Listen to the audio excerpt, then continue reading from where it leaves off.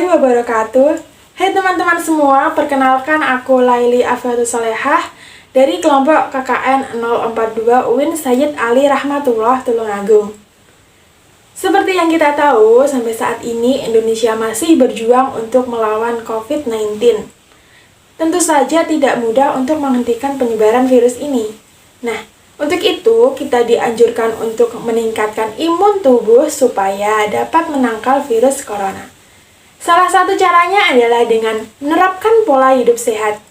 Nah, di sini aku memberikan tips pola hidup sehat di masa pandemi untuk kalian semua. Simak terus ya. Yang pertama, olahraga. Salah satu upaya untuk menjaga kesehatan di masa pandemi adalah dengan berolahraga. Olahraga teratur ini dapat mendukung respon imun dan meningkatkan daya tahan tubuh terhadap penyakit. Kedua, mengonsumsi makanan sehat dan vitamin. Konsumsi makanan bergizi seimbang seperti sayuran dan buah-buahan ini sangat direkomendasikan untuk menjaga kesehatan di tengah pandemi. Ketiga, memakai masker. Saat beraktivitas di luar rumah, jangan lupa selalu pakai masker. Hal ini adalah salah satu cara untuk menekan angka penyebaran virus corona. Keempat, menggunakan dan membawa hand sanitizer. Hand sanitizer merupakan pilihan tepat saat berpergian karena sangat praktis dibawa dan digunakan dimanapun apalagi di kondisi saat ini. Kelima, cuci tangan sebelum masuk rumah. Mencuci tangan ini adalah salah satu cara mencegah penyebaran virus corona. Selain itu, tahukah kalian bahwa mencuci tangan merupakan suatu hal yang sangat penting dalam dunia medis? Nah, dari situ kita tahu kalau mencuci tangan ini bisa mencegah virus jahat masuk dalam tubuh kita. Keenam, segera mandi dan cuci pakaian. Cara ini sangat efektif untuk mencegah penyebaran virus corona. Ketujuh, menjaga kebersihan lingkungan. Menjaga kebersihan lingkungan ini penting sebagai upaya menurunkan risiko infeksi di dalam rumah maupun sekitar. 8. Istirahat yang cukup. Dengan istirahat yang cukup ini dapat meningkatkan imun agar kita tidak mudah terserang virus.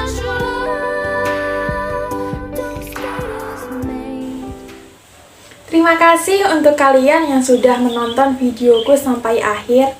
Untuk kalian, semoga tetap sehat dan jangan lupa patuhi protokol kesehatan sesuai dengan anjuran pemerintah.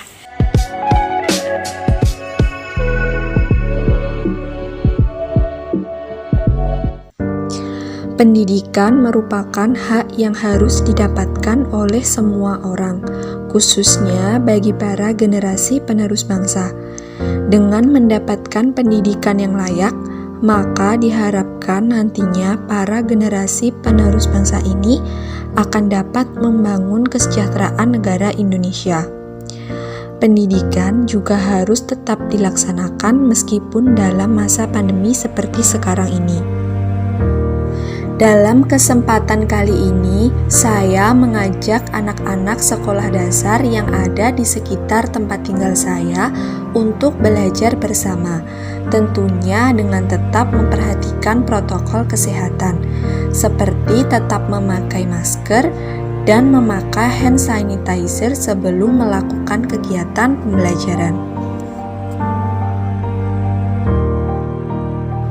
Untuk mengatasi kebosanan mereka selama melakukan kegiatan pembelajaran di rumah, saya mengajak mereka belajar sambil bermain, mencoba memberikan suatu hal yang menarik dalam pembelajaran untuk membangkitkan semangat mereka sehingga belajar pun menjadi menyenangkan.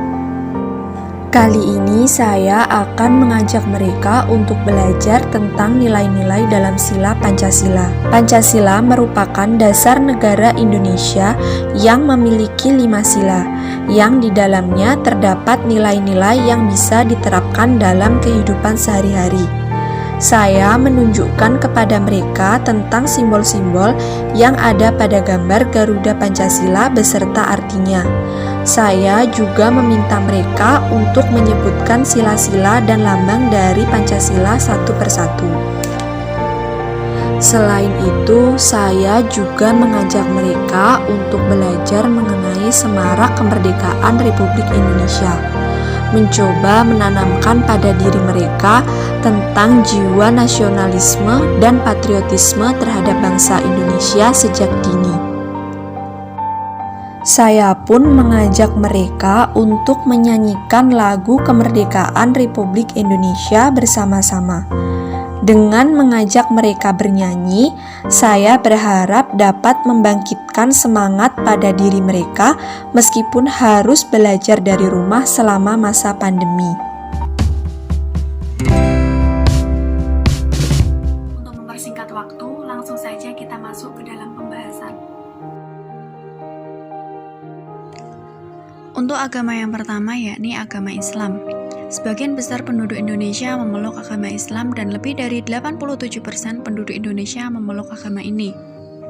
Kitab suci dari agama ini adalah Al-Quran, tempat ibadahnya berada di masjid, dan hari besar adalah perayaan Idul Fitri dan Idul Adha. Untuk agama yang kedua, yakni agama Protestan. Protestan juga dikenal sebagai agama Kristen oleh masyarakat Indonesia. Protestan mulai dikenal pada 1517 setelah protes Martin Luther. Kitab suci, Alkitab atau Injil, tempat ibadah adalah gereja, hari besar yakni peringatan Hari Paskah, Pentakosta, Ekaristi, dan Hari Raya Kenaikan Yesus Kristus dan Natal. Lanjut ke agama yang ketiga yakni agama Katolik.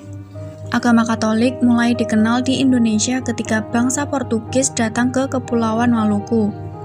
Masyarakat Maluku adalah yang pertama memeluk Katolik di Indonesia. Untuk kitab suci dari agama ini adalah Alkitab. Tempat ibadahnya sama dengan agama Protestan yakni di gereja, dan hari besar yakni peringatan Hari Paskah, Pentakosta, Ekaristi, dan Hari Kenaikan Yesus Kristus, serta Natal. Untuk agama ini sendiri hampir sama dengan agama Protestan yang saya sebutkan di poin kedua tadi. Untuk agama yang keempat yakni agama Hindu. Masyarakat Bali merupakan penganut agama Hindu terbesar di Indonesia. Hindu juga memiliki sejarah paling panjang dibanding agama resmi yang lain di Indonesia. Untuk kitab suci dari agama ini yakni Veda atau Weda. Tempat ibadahnya berada di Pura, dan hari besar yakni perayaan Nyepi, Galungan, dan Kuningan.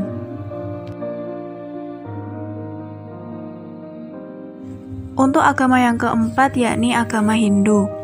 Masyarakat Bali merupakan penganut agama Hindu terbesar di Indonesia. Hindu juga memiliki sejarah paling panjang dibanding agama resmi yang lain di Indonesia. Untuk kitab suci dari agama ini yakni Veda atau Weda.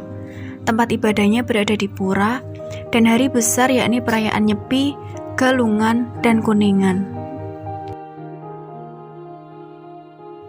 Untuk agama yang terakhir yakni agama Konghucu. Penyebaran agama Konghucu di Indonesia dilakukan oleh orang-orang Tionghoa yang merantau dan datang ke Indonesia. Kitab suci dari agama ini sendiri yakni Sishu Wujing. Tempat ibadahnya berada di kelenteng atau lintang, dan hari besarnya adalah perayaan Imlek, hari lahir dan wafatnya Nabi Konghucu, serta hari genta rohani. Sekian pembahasan dan materi yang bisa saya sampaikan, kurang lebihnya saya mohon maaf. Terima kasih. Wassalamualaikum warahmatullahi wabarakatuh.